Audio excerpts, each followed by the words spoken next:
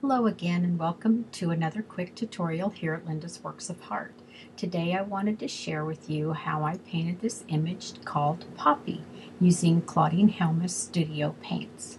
As you can see in this photograph, I stamped my image on a transparency using jet black archivable ink and let it dry. But look at all those lovely colors of paint in the background. Oh, and don't forget your brushes.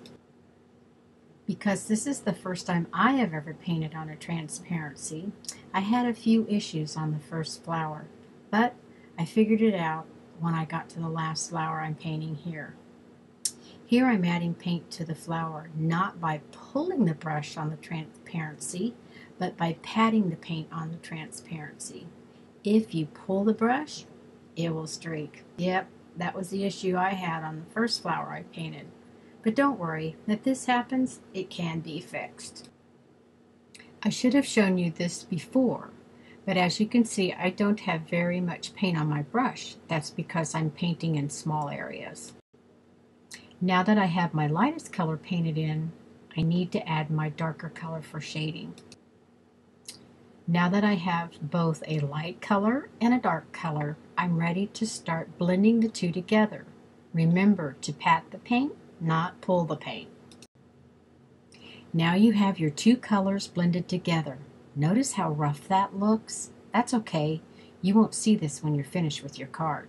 Oh, and see the flower on the bottom left? That was my first flower I painted. And remember I mentioned the streaks? Can you see them? Well, that's because I pulled my brush. Here's a better look at my streaky flower, but I did fix it by going back over it the same way I've been showing you. This picture is to show you a close-up of what happens when you pat your paint on. It does look rough, huh? But don't worry. But look how pretty those colors are. I love working with studio paints. They're rich in color and creamy in consistency.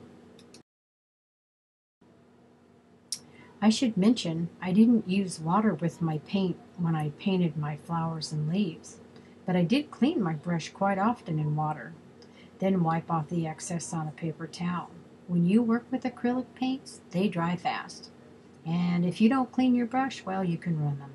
So just clean your brushes often and wipe off the excess water.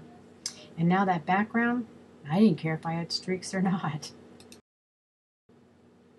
Look at all that texture. I can see so many ideas for future projects.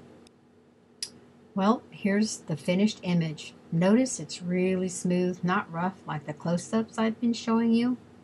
All I did was turn my transparency over when I finished painting my image.